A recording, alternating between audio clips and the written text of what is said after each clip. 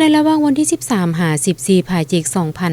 2025 นี้อยู่ที่ห้องประชุมคณะโฆษณาอบรมแขวงได้จัดการประชุมประเมินผลการจัดตั้งปฏิบัติเวชงานพนักงานรัฐกรประจำปี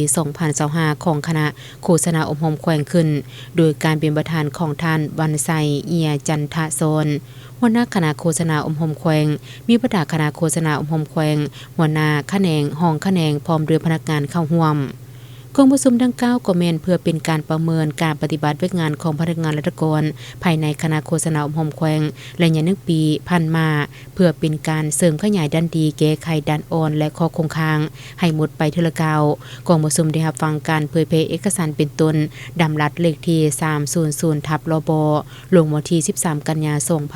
2017ว่าด้วยการประเมินผลการปฏิบัติเวชงานของพนักงานรัฐกรคำแนะนำของกระทรวงภายในเลขที่06/พนลงวันที่2 พฤษภาคม